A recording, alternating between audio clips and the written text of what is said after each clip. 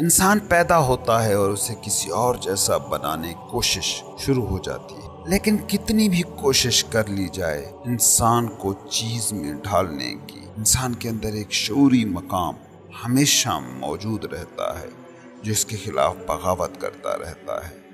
اسے چاہے جتنا دبا دو، جتنا چھپا دو، جتنا اس پر دھند کے پردے طاری کر دو، وہ مقام رہتا ہے اور خود کو ظاہر کرنے کی کوشش کرتا رہتا ہے۔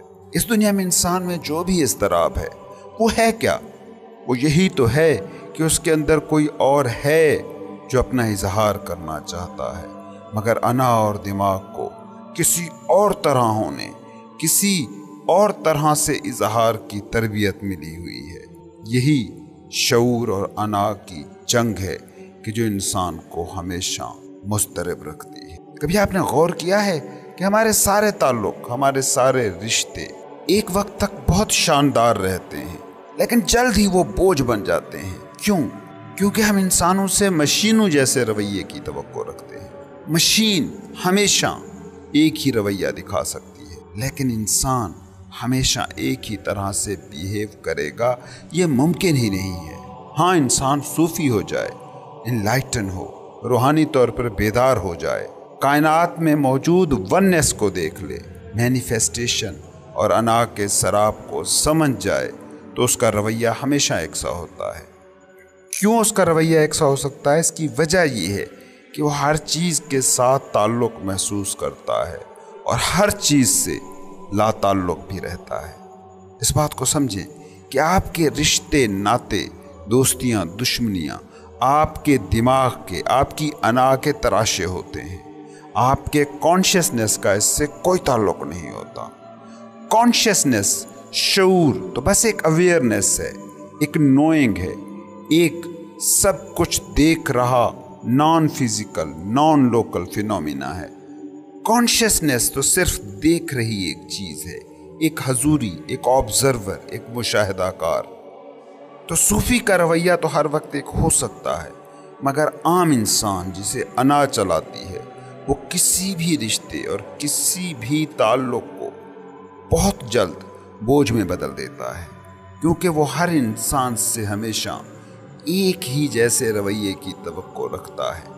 ایک بات یاد رکھیں کہ بہت کوشش بھی کر لو، اپنی ساری بھی کوششیں کر لو، تو بھی انسان چیز میں ڈھل نہیں پاتا، بلکہ اکثر تو الٹا ہوتا ہے۔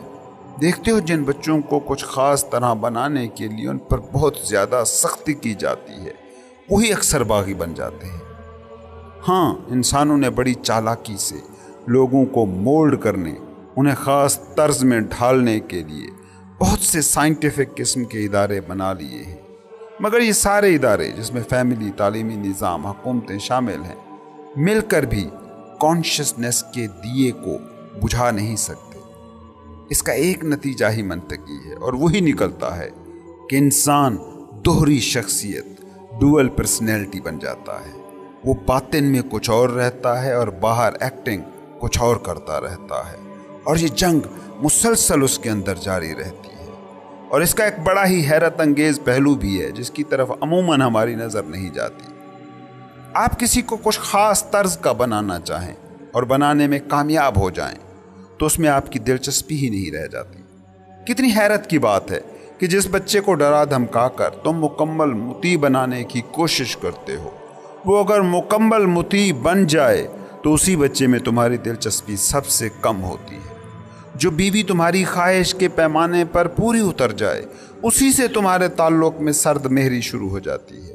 اور جس کو تم مشین نہیں بنا پاتے، جس رشتے کو تم روبوٹ میں نہیں ڈھال پاتے، اسی میں تمہارا انٹرسٹ باقی رہتا ہے۔ شاید تمہارے اندر موجود مقام شعور کو وہ انسان اچھا نہیں لگ پاتا کہ جو اپنے کانشیسنس کو مکمل طور پر دبا دے۔ یہ آج کے انسان کا، بلکہ ہر دور کے انسان کا المیہ ہے کہ وہ انسان سے ویسی توجہ، ویسا پیار، ویسی تابع داری مانگتا ہے جو صرف چیزوں سے مل سکتی ہے۔ ایک گاڑی چیز ہے، وہ ویسے ہی تمہاری تابع دار، وفادار ہے جیسے پہلے دن تھی، مگر انسان کبھی بھی کسی چیز سے پیار، توجہ اور تابعداری چاہتا ہی نہیں ہے۔ کیوں؟ کیونکہ چیز کا، مشین کا پیار، توجہ، تابعداری، اس کا کوئی مطلب ہی نہیں ہے۔ یہی ناممکن کی خواہش ہے جو تم میں ہمیشہ موجود رہتی ہے کہ زندہ انسان سے ویسا ہی پیار، تابعداری ملے جو مردہ مشین یا گھر کی کوئی چیز دے سکتی ہے۔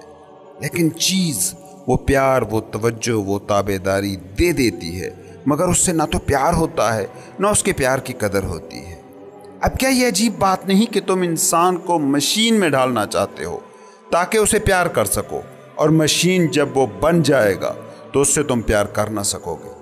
یہی کچھ گھروں میں ہو رہا ہے، بچوں کی خیر خواہی میں، بیگم کے بھلے کے لیے، ملازمین کی اپنی بہتری اور ترقی کے لیے، شوہر کی خوشی کے لیے، بیویاں، شوہر، والدین، باس دوسرے کو مشین میں ڈھالنے، چیز میں بدلنے کی کوشش کرتے رہتے ہیں، اور جس میں اگر ناکام ہو جائیں تو دکھی ہوتے ہیں، اور کامیاب ہو جائیں تو لا تعلق ہو جاتے ہیں۔ اس کے پیار اور توجہ اور تابعداری سے ہی اکتا جاتے ہیں۔ باس کی نظر میں سب سے پہلے وہی ملازم لا شے، غیر اہم ہو جاتا ہے جو مکمل طور پر اس کے مطابق ڈھل جائے۔ بچوں میں وہی بچہ بے توجہی کا شکار ہو جاتا ہے جو مکمل طور پر والدین کے مطابق ہو جائے۔ شوہر کے وہی بیوی نان انٹرسٹنگ ہو جاتی ہے جو مکمل طور پر اس کنڈیشننگ کو ابزارو کر لے جو شوہر کرے، اور بیویوں کے لیے وہی شوہر فضول قرار پاتے ہیں جو یس بیگم کرنے لگ پڑیں۔ یاد رکھو، انسان رہے گا تو اس سے پیار ممکن ہے۔ انسان جس دن مشین بن جائے، چیز بن جائے، تو اس سے پیار ہو پانا ناممکن ہو جاتا ہے۔ غور سے دیکھنا خود کو اور ارد گرد کو۔ ہر انسان اپنے تعلق کے دائرے میں موجود ہر دوسرے انسان کو چیز بنانے میں لگا ہے، اور اسی کوشش کا نام دکھ ہے۔ ہر صورت میں دکھ، اگر چیز بنا لیا تو دکھ، اگر چیز نہ بنا پائے تو فرسٹریشن۔ انسان کی زندگی کا ڈھنگ فرسٹریشن ہے، انسان کے ہونے کا طریقہ دکھ ہے، اور اس کی وجہ ہے انا ایسے ہی خود کو زندہ رکھتی ہے۔ ایک بچہ باغی ہے، انا کہتی ہے اس کو مطیع بنانا تمہاری ذمہ داری ہے، اس کو سوشل بنانا تمہارا کام ہے، اور اگر وہ بچہ سدھایا نہ جا سکے تو دکھ، اور سدھ جائے تو پھر بھی دکھ، کیونکہ پھر اس سے لا تعلقی پیدا ہو جاتی ہے۔ تم جس کو گھر کہتے ہو، سماج کہتے ہو، اس کو غور سے دیکھنا۔ یہ انسانوں کے درمیان موجود نامیاتی تعلق کی جگہیں کم ہیں، اور ایک دوسرے کو چیزوں میں ڈھالنے کی کوشش کی جگہیں زیادہ ہیں۔ گھر بچے کو ایک طرح سے بنانا چاہتا ہے، وہی بچے بڑے ہو کر والدین کو ایک طرح سے بنانا چاہتے ہیں۔ یہ آخر کھیل کیا ہے؟ اس سارے کھیل کی بنیاد میں گہرائی میں اگر جھانک کر دیکھو تو ایک ہی چیز ملے گی، نیمنگ، نام دینے کا عمل۔ یاد رکھو، جب تم کسی چیز کو نام دے دیتے ہو تو پھر وہ مسٹری نہیں رہتی، پھر وہ زندہ شخصیت کم اور چیز زیادہ رہ جاتی ہے۔ اصل میں نام دینا ہمارے اندر موجود اس کیوریس نیچر کو مار دیتا ہے جو مسٹری پسند کرتی ہے، اور یہی فرق ہے مذہب اور سائنس کا۔ سائنس کسی پارٹیکل کی کھوج میں نکلے تب تک اس پارٹیکل میں اس کا انٹرسٹ رہتا ہے، لیکن جو ہی وہ پارٹیکل کھوج لیا، اسے نام دے لیا، تو سائنس کی اس میں کیوریاسٹی، تجسس ختم ہو جاتا ہے۔ اس لیے سائنس کی بات غور سے سنو تو وہ یہ کہہ رہی ہے کہ مسٹری ہے ہی نہیں، بس دو چیزیں ہیں، ایک جو جان لی گئیں اور جو ابھی تک ہم نہیں جان سکے۔ وہ مسٹری کے، اسرار کے پہلو کو تسلیم کرنے پر ہی تیار نہیں، اس لیے شاید سائنس کو خشک مضمون کہا جاتا ہے۔ دوسری طرف مذہب ہے جو مسٹری کو تسلیم کرتا ہے، اس لیے تو ہزاروں سالوں سے لوگ مذہب سے جڑے ہیں۔ دنیا اتنی آبجیکٹو ہو گئی ہے، بڑے بڑے محققین مذہبی اسطوروں کی دھجیاں اڑا رہے ہیں، مذہبی تعلیمات کا مذاق اڑا رہے ہیں، فلسفی دعوے کر رہے ہیں کہ خدا مر گیا ہے، مذہب پر یقین رکھنا ناممکن ہے، مذہب افیم ہے، مذہب ناممکن ہے۔ مگر آج بھی اس سائنسی دور میں بھی دنیا کی اکثریت مذہب کو مانتی ہے۔ اس کی کیا وجہ ہے؟ بس یہی کہ مذہب میں مسٹری کا وہ پہلو ہمیشہ موجود رہتا ہے۔ خدا کو ہزاروں ڈھنگ سے لاکھوں انسانوں نے کھوجا، مگر وہ آج بھی ان کھوجا ہے، ہزاروں اس کے نام ہیں مگر وہ آج بھی بے نام ہے۔ سائنس نام دے لیتی ہے اور سمجھ لیتی ہے کہ وہ چیز جان لی گئی، مذہب ہزاروں نام حتمی حقیقت کو دینے کے بعد بھی اسے ان نیمیبل کہتا ہے، اس لیے اس کا انٹرسٹ کبھی ختم نہیں ہوتا۔ یہی کچھ ہو رہا ہے تمہارے رشتوں کے ساتھ۔ ایک لڑکا ایک لڑکی دوست ہیں، محبوب محبوبہ ہیں، ایک دوسرے میں انٹرسٹ برقرار ہے، ایک دوسرے سے مختلف ہیں مگر محبت قائم ہے۔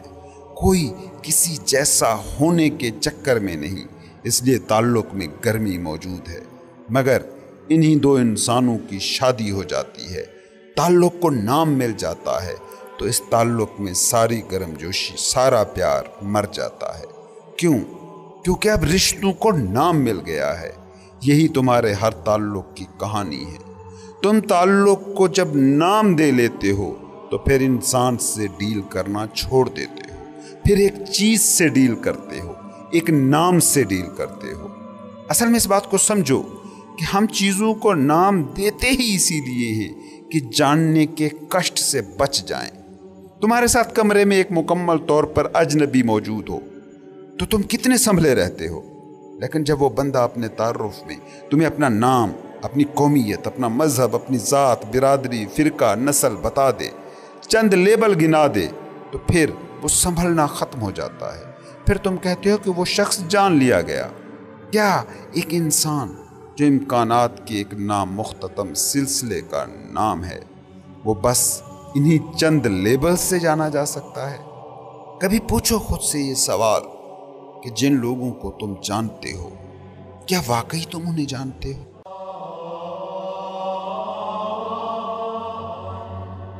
یہ تمہارا جسم، یہ تمہارے تھاٹس، یہ تمہارا مائنڈ صرف زندگی کی جھیل کی لہریں ہیں جو زندگی کے تم ہو۔ جسم اور ذہن کی ڈیلیوژنل ایگزسٹنس، سرابی وجود اگر تمہیں 24 گھنٹے اکوپائی کیے ہوئے ہے، اپنا اسیر بنائے ہوئے ہے، تو تم کامیابی کے جس بھی اونچے مقام پر براجمان ہو، تم خوش اور مطمئن نہیں ہو سکتے۔ کیا یہ حیرت کی بات نہیں کہ زندگی کی کتاب تمہیں دستیاب تھی، تمہارے ہاتھ میں تھی، وہ کتاب جس میں خدا سے خود تک کی ہر حکایت لکھی ہوئی تھی، مگر تم نے اپنی پوری عمر بتا دی اس کتاب کا صرف سر ورق دیکھتے ہوئے، اس کا ٹائٹل جانچتے ہوئے، اس کو کھول کر ہی نہ دیکھا۔ یاد رکھو، کتاب کا سر ورق کتاب کے بارے میں کچھ بتاتا ہے، وہ خود کتاب کا کوئی حصہ نہیں ہوتا۔ جھیل کی لہریں بس اشارہ ہیں کہ گہرائیاں اس کے نیچے چھپی ہیں۔ تمہارا جسم اور تمہارا ذہن بھی بس کتاب کا ٹائٹل ہے، جھیل کی سطح ہے، تم اس سے کہیں پھیلی ہوئی وسیع دنیا ہو۔ خود سوچو کہ جس کتاب کا ٹائٹل ایسا آل ابزاربنگ ہو کہ تم ساری زندگی اسے دیکھ کر گزار سکتے ہو، اگر اس کتاب کو کھول کر پڑھ لیتے تو زندگی کا لطف کیا ہوتا۔ سوچو، جب لہریں ایسی انگیجنگ ہیں کہ موت کے وقت تک ہم ان لہروں کے چنگل سے نہیں نکل پاتے، تو خود زندگی کی جھیل اور اس کی گہرائیاں کیا ہوتی۔ تم ایک پہیلی پیدا ہوئے اور ان بوجھے رہ گئے۔ سوچو، بوجھ لیے جاتے تو کیا تمہارا طرز ہستی ہوتا۔ ہاں، تمہاری زندگی کی کتاب کا سر ورق بڑا انٹرسٹنگ ہے۔ ہاں، تمہاری جھیل کی سطح پر اٹھ رہی لہریں بڑی تلاطم خیز ہیں، لیکن نہ یہ سر ورق تمہاری کتاب کا حصہ ہے، نہ یہ لہریں تمہاری زندگی کی جھیل کا حصہ ہیں۔ سر ورق کتاب سے جڑا ضرور ہے، کتاب کا سایہ ضرور ہے، اس سے چمٹا ضرور آتا ہے، لیکن وہ کتاب کا حصہ ہرگز بھی نہیں ہوتا۔ لہریں جھیل سے ایک نظر آ رہی ہیں، لیکن غور سے دیکھو، لہریں ہیں ہی نہیں۔ झील के पानियों में हो रही हरकत की एक नाकामिल अक्कासी हैं और कुछ भी नहीं। तुम भी जिस्म और दिमाग की सतह पर बस अपनी ही जिंदगी की किताब के सरे वर्क हो, अपनी ही झील की सतह पर नजर आ रही लहरें हो। सोचो, जब सरे वर्क ऐसा है तो किताब कैसी कोई इंटरेस्टिंग होगी। लहरें ऐसी हंगामा खेज हैं, झील की तहों में क्या क्या खजाने न छुपे होंगे जो इंसान भी अपनी गहराइयों में उतरने पर तैयार नहीं, जो भी अपने जाहिर के लिबादे के नीचे मौजूद वजूद को देखने पर तैयार नहीं, जो भी जिस्म और जहन से मावरा खुद को मानने पर तैयार नहीं, वो जिंदगी की किताब का कारी कहा ही नहीं जा सकता। तुम किताबें जमा करके बैठे हो, उन्हें खोल कर ना देखो तो क्या कहेंगे कि तुम जानते हो कि इस किताब में क्या है। बजा तुम्हारे पास जिंदगी की किताब है, लेकिन कभी इसे खोलकर पढ़ा है? तुम इस किताब के मालिक हो, इसके कारी नहीं हो। तुम इस किताब के मालकाना हकूक रखते हो, इस किताब का इल्म उससे तुम्हारा कोई ताल्लुक नहीं है। किताब की मिल्कियत किताब का मकसद कभी भी नहीं रही। किताब का मकसद होता है उसे पढ़ना। अपने अलमिये पर कभी गौर तो करो। तुम किताब को इस्तेमाल कर रहे हो, उसका सरे वर्क भी गल सड़ रहा है, ये तुम्हारे हाथों से फिसल रही है। कायनाती ताकतें इसको पुर्जा पुर्जा करने में हरदम महव हैं और तुम इस गारत गरी को रोक भी नहीं सकते। तो अल्लाह के बंदो, इस किताब को फटने और पुर्जा पुर्जा होने से पहले इसको पढ़ क्यों नहीं लेते? इसको खोल तो लो। सोचो, वो किताब जो याद कर ली जाए उसका फिर सरे वर्क क्या, खुद वर्क और लफ्ज तक मिट जाए, वो कोई मानी नहीं रखते। वो किताब फिर अमर हो जाती है। तुम जिंदगी की किताब को एक दफा खोलकर आगे बढ़ सकते तो जान जाते कि तुम कभी भी नहीं मरते। ये सरे वर्क मरता है, वर्क मिटते हैं। वो अवेयरनेस, वो आगही, वो कॉन्शियसनेस, वो इल्म जो इस किताब में मौजूद है, वो कभी नहीं मरता। तुम्हारी मिसाल एक ऐसे शख्स की सी है जो किसी दोस्त को मिलने गया, उसे देखा, उसे छुआ और वापस आ गया और कहा कि फलां शख्स को मिल आया हूं। क्या कहोगे? क्या वो उस शख्स से मिल आया है? ना तो पूछा उसका हाल, ना तो जानी उसकी कैफियत, ना तो समझे उसके दुख, ना तो बांटे उसके सुख। कैसे वो उसे मिल आया? तुम अगर जिंदगी को बस माइंड और जिस्म तक ही देख आते हो तो तुम जिंदगी नामी उस दोस्त से कभी नहीं मिले हो। तुमने उसे छुआ है। कोई भी किताब को छू सकता है, मगर क्या छू लेने से वो उस किताब का आलिम बन जाएगा? क्या छू लेने से किताब पढ़ ली जाती है? ये नामुमकिन है।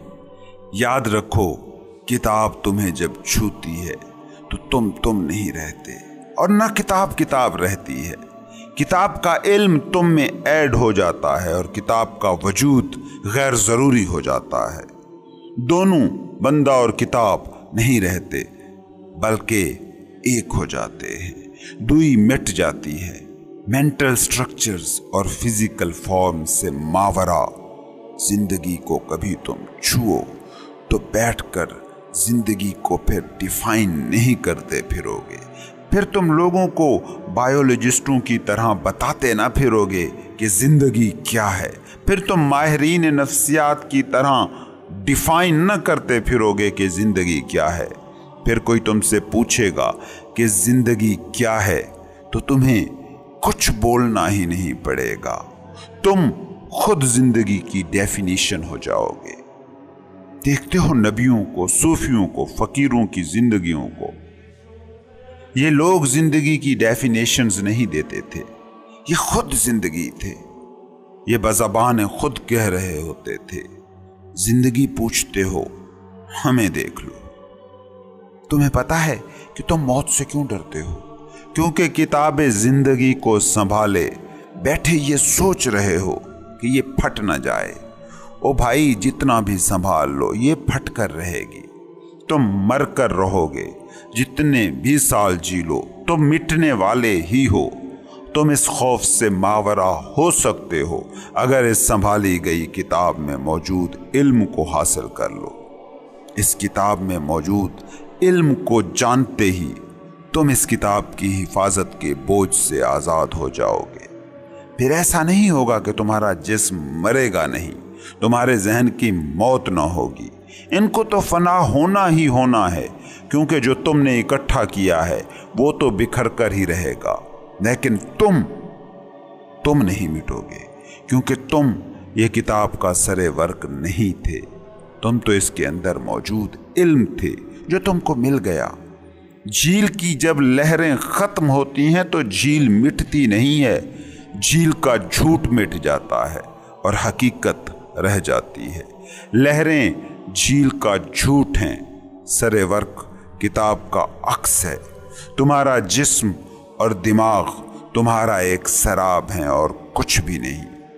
जिंदगी की किताब को संभालो मत, इसे पढ़ो, वरना किताब के सरे वर्क को संभालने वाले सारे उलूम जिन्हें तुम नेचुरल और समाजी साइंसेस कहते हो तुम्हारे सामने मफरूज़ों का ढेर तो रख सकते हैं, ये नहीं बता सकते कि जिंदगी क्या है। और तुम पूछते क्यों हो? तुम जिंदगी हो। खुद को देखो और जान लो कि जिंदगी क्या है, लेकिन खुद को देखो ऐसे कि ये हकीकत सामने रहे कि तुम्हारी सोचें और तुम्हारी हैत बस सरे वर्क हैं।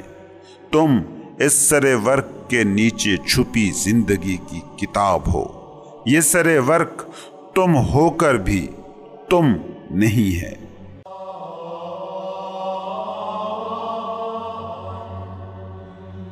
तुम चीजों के मालिक कभी भी नहीं हो पाते, नामों के मालिक हो सकते हो। जितनी भी चीजों को तुम अपनी मिल्कियत कहते हो, इन पर तुम्हारी मिल्कियत किसी भी तरीके से साबित नहीं की जा सकती। तुम उस लफ्ज़ के मालिक हो जाते हो जो लफ्ज़ तुमने उस चीज़ के लिए, इस शख्स के लिए असाइन किया हुआ है। जब तुम कहते हो मेरा बेटा, तो बेटा और मेरा इन दो लफ्ज़ों के ही बस तुम मालिक हो पाते हो। समझो, दिमाग उसी का मालिक हो सकता है जिसको वो तख्लीक करता है। लफ्ज़ दिमाग की तख्लीक हैं, इसलिए वो लफ्ज़ों का मालिक हो सकता है, लेकिन अनाज शराब तराशने की फैक्ट्री है, इसलिए वो लफ्ज़ों की बुनियाद पर ही सारा माया जाल खड़ा कर देती है। तुमने कंप्यूटर को देखा और कहा कंप्यूटर, कंप्यूटर नाम मिलते ही ये अब चीज़ हो गई। ठीक ऐसे ही बीवी, खावंद, बेटा, बेटी, पप्पा, मम्मा जब तुम कहते हो तो ये भी चीज़ हो जाते हैं। जैसे कंप्यूटर को बतौर नेम, बतौर नाम अना पोजेस कर सकती है, इसी तरह बेटे का भी मेरा बेटा कहकर मिल्कियत जमाई जा सकती है। लेकिन एक बात को समझना कि तुम्हारी फिजिकल मिल्कियत किसी भी चीज़ की नहीं होती, बस नाम तुम्हारी मिल्कियत में है। कल को यही चीज़ जैसा रवैया रखने वाला बेटा बड़ा हो जाएगा, नाफरमान निकल आएगा, बात नहीं मानेगा, तो कहाँ होगी मिल्कियत? समझो, जो भी जिंदा है वो कभी एक सा रवैया नहीं दिखा सकता। जिसमें भी कॉन्शियसनेस है वो चीज़ में नहीं ढाला जा सकता।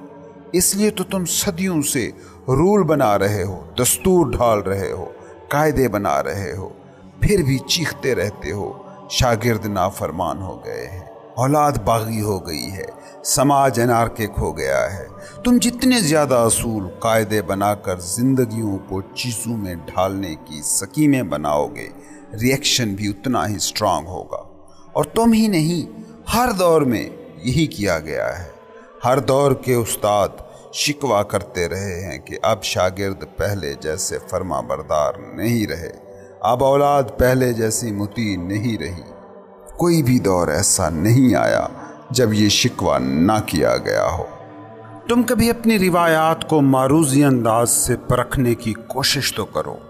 इसमें हमेशा दो फरीक मिलेंगे, एक कमज़ोर, एक ताकतवर, एक इताअत करने वाला, एक इताअत वसूल करने वाला, एक के हकूक़, एक के फ़राइज़।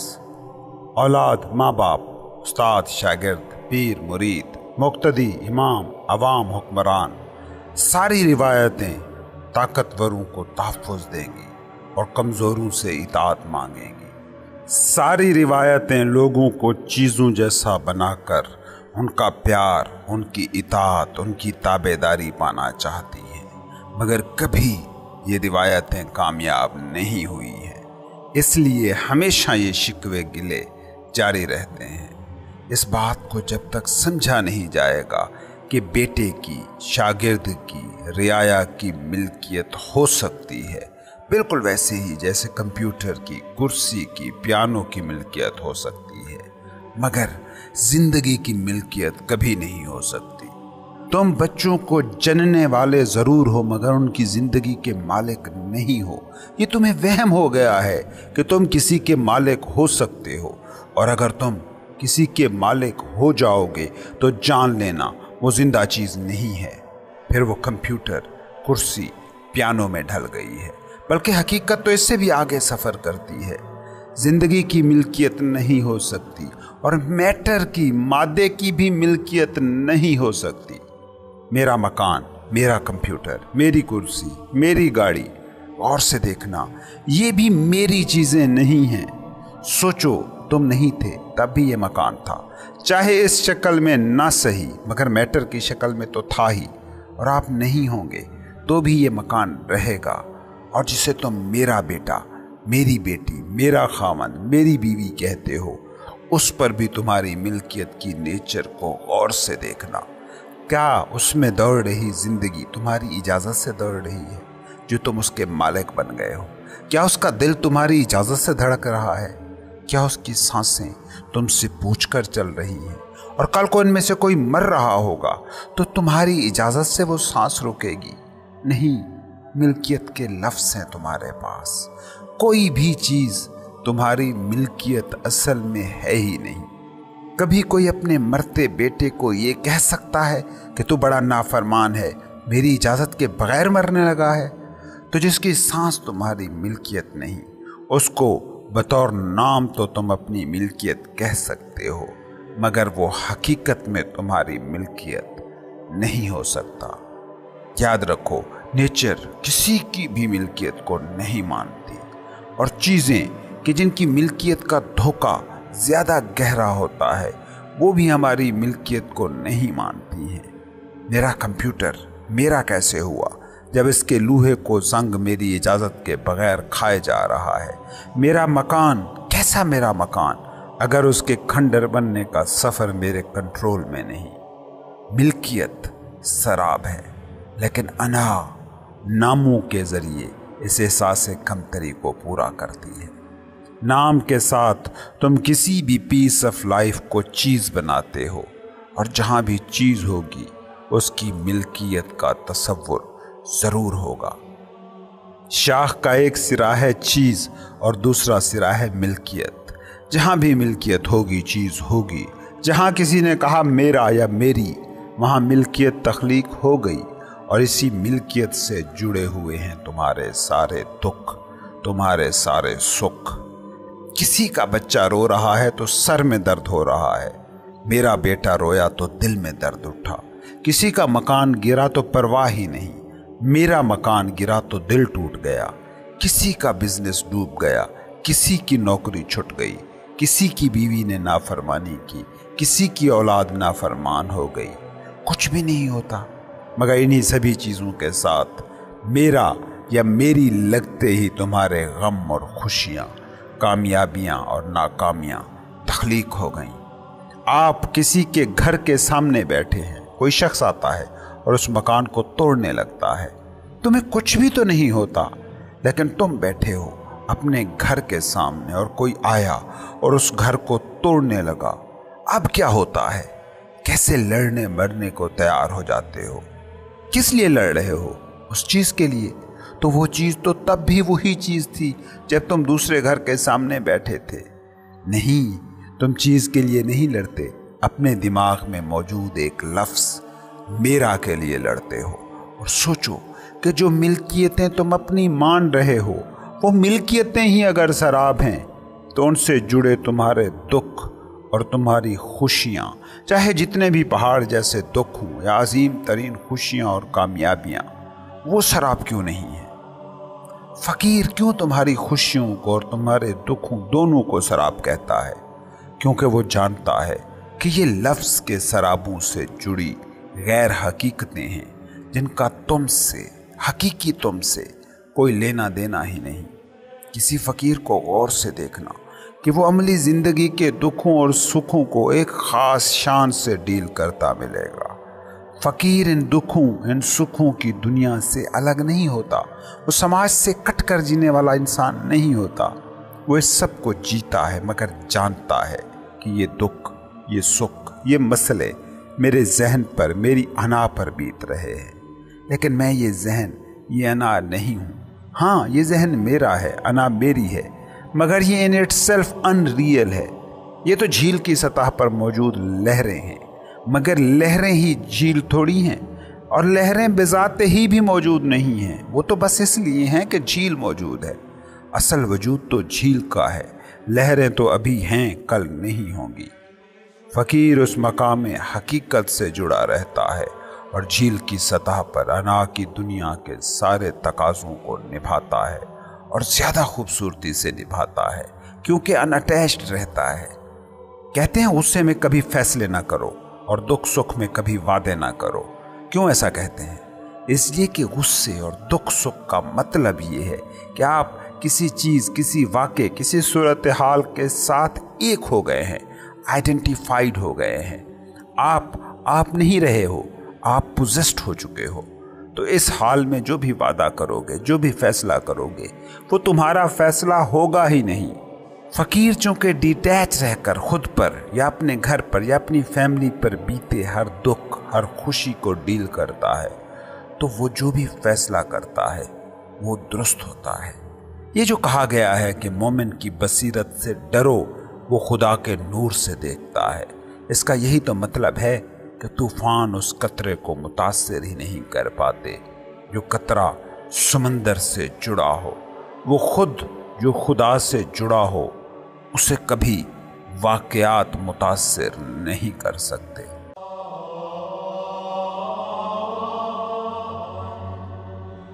اگر تم دکھ اور سکھ جیسے ناموں سے نا آشنا ہوتے تو دکھ کے وقت جس تکلیف سے گزرتے ہو، سکھ کے وقت بھی اسی تکلیف ہی سے گزرتے۔ سکھ اور دکھ کی نیچر کو سمجھو۔ تم دکھ میں بھی ایک ایب نارمل حالت میں ہوتے ہو اور سکھ میں بھی ویسی ہی ایک ایب نارمل حالت میں ہوتے ہو۔ بس سکھ کو سکھ کا نام دے کر تم اس ایب نارمل کیفیت سے نفرت نہیں کرتے۔ اس کو ایک مثال سے سمجھو۔ جھیل کی نارمل کیفیت وہ ہوتی ہے کہ جس وقت اس میں کوئی لہر نہیں اٹھ رہی ہوتی۔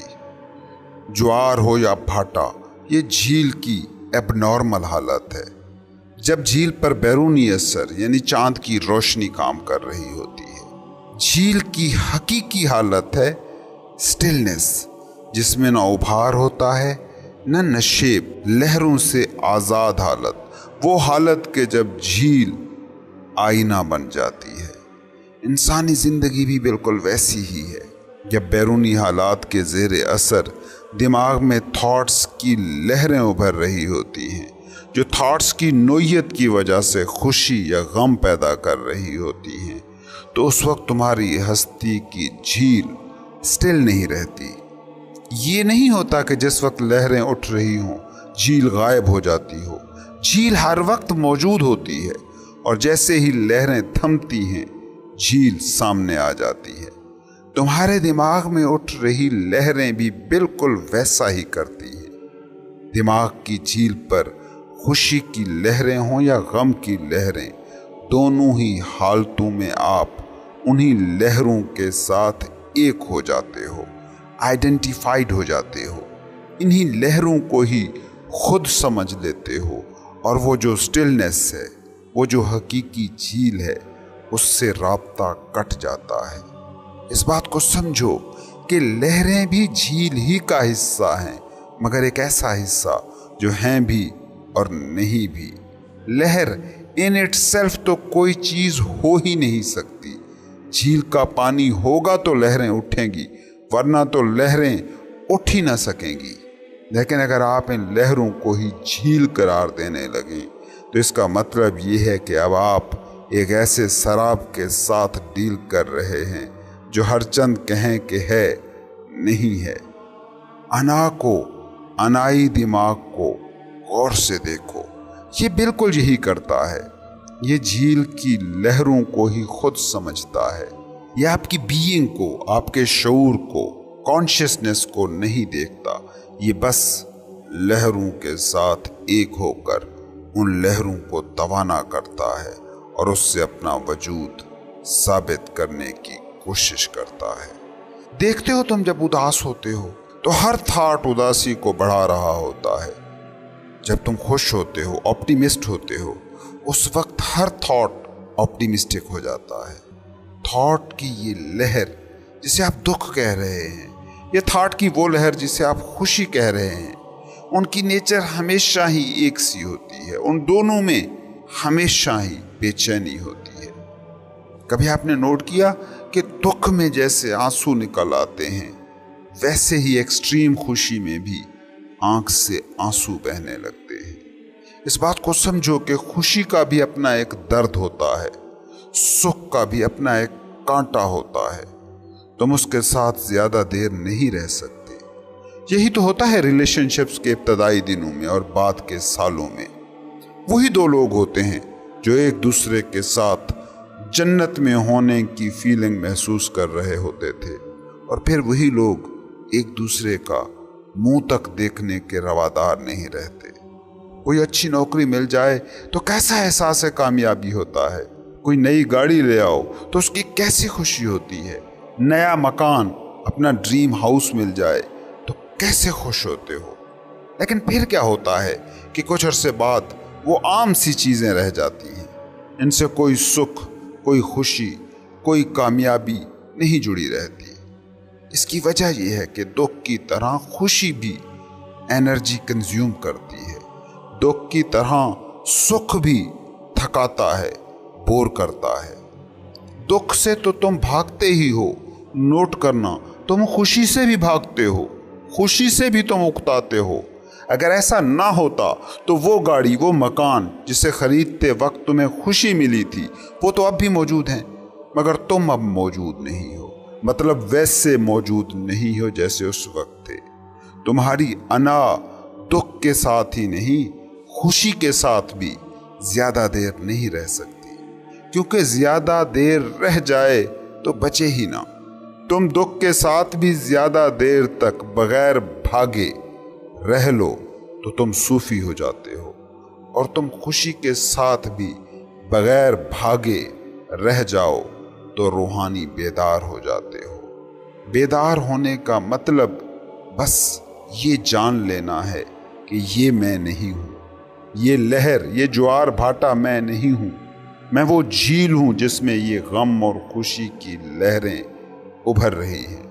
अना को हमादम ये लहरें तख्लीक करना पड़ती हैं ताकि तुम कहीं वो स्टिल झील ना देख लो कि जिसमें तुमने झांका तो खुद को पालोगे और अना मिट जाएगी। इसलिए अना खुशी से भी ज्यादा देर नहीं चिमटी रहती। एक फैक्ट्री के बाद दूसरी फैक्ट्री के पीछे दौड़ा देती है। एक बड़ी नौकरी के बाद फिर प्रमोशन के पीछे दौड़ा देती है। फिर इस दौड़ में पेन एंड प्लेयर की लहरें उभरती रहती हैं और झील की हकीकी शक्ल तुम कभी नहीं देख सकते। मौत के वक्त तक अना झील की तह से तुम्हें दूर रखने की पूरी कोशिश करती है। इसलिए इस बात को समझो कि दुख और सुख दो अलग चीजें नहीं हैं, बस दो अलग नाम हैं। तुमने दुख को दुख कहकर सुख से अलग एक चीज बना लिया है, और सुख को सुख कहकर दुख से अलग एक चीज बना लिया है। झील के ऊपर को उठती लहर को तुमने सुख कह छोड़ा है, और झील की नीचे गिरती लहर को तुमने दुख का नाम दिया हुआ है, जबकि अपनी बुनियादी हकीकत में ये दोनों एक ही हैं। दोनों बस लहरें ही हैं, कभी फराज पर, कभी नशेब पर। चीजों को नाम देने से बड़े बड़े करतब हैं जो तुम लोगों की जिंदगियों में होते रहते हैं। आज जिस बीवी से, जिस शौहर से दुखी हो, तुम्हें ख्याल ही नहीं आता कि कभी इसी से सारे सुख, सारी खुशियां जुड़ी थी। आज जिस नौकरी को बोझ समझकर आंसू बहा रहे हो, याद भी नहीं कि इसी नौकरी के मिलने पर तुमने मिठाइयां बांटी थी। असल में इस बात को समझो कि जब तुम लफ्ज दुख कहते हो तो उसमें सुख के समाने की गुंजाइश ही नहीं बच जाती। जब तुम लफ्ज सुख कहते हो तो उसमें दुख के एडजस्ट होने की जगह नहीं बच जाती। हालांकि अपने किसी भी सुख को उठाकर देखोगे तो वो किसी दुख से ही फूटा होगा। अपनी किसी भी खुशी को पकड़कर देखोगे वो किसी गम ही से फूटी होगी। किसी गम को उठाकर देखोगे वो किसी खुशी ही का हतमी नतीजा होगा। अपने दुख उठाकर देखना, वो किसी सुख के बातिन से ही फूटे होंगे। लेकिन ये जो पेन एंड प्लेयर की एकता है, जो वननेस है, जो वहदत है, वो दिमाग समझ नहीं सकता। दिमाग तो तकसीम करेगा, फिर ही चीजों और मामलात के साथ डील कर सकेगा। तुमने कभी सोचा कि किसी के साथ कोई मुआहदा कर रहे हो, कोई शराकतदारी कर रहे हो, और उस शख्स के बारे में कोई ऐसी बात पता चल गई जो उसके बेईमान होने का पता देती है, तो तुम उस पर बेईमानी का ठप्पा लगाते हो और शराकतदारी, पार्टनरशिप खत्म कर देते हो। तुम्हारे दिमाग में सलाहियत ही नहीं कि वो किसी को बेईमान भी करार दे और उसमें ईमानदारी के इम्कान को भी सराह सके। तुम उस शख्स के हजारों भी ईमानदारी के किस्से सुन चुके होगे, देख चुके होगे, तभी तो उसे पार्टनर बना रहे थे। लेकिन क्या हुआ, एक किस्सा, एक वाकया और सब कुछ धरा रह गया। ये तकसीम ही दिमाग की दुनिया है। फकीर क्या कहता है? फकीर कहता है कि सुख है या दुख, दोनों से चिमटो मत, दोनों ही अनरियल हैं। झील की सतह पर उठ रही लहरें हैं, थोड़ा सा इंतजार करो, लहरें थम जाएंगी, झील स्टिल हो जाएगी और ये दुख और सुख नाम की चीजें कहीं भी नजर नहीं आएंगी। कभी अपनी जिंदगी के उन दुखों, उन सुखों को याद तो करो जिनसे माजी में तुम्हारा वास्ता पड़ा था। उन पर तुम्हारी जिंदगी उस वक्त मुनहसर थी, मगर अब वो कहाँ हैं? कहीं भी नहीं। लेकिन तुम हो, ये और बात कि अब तुम कुछ और किस्म के दुख, कुछ और किस्म के सुख पकड़ कर बैठे हो।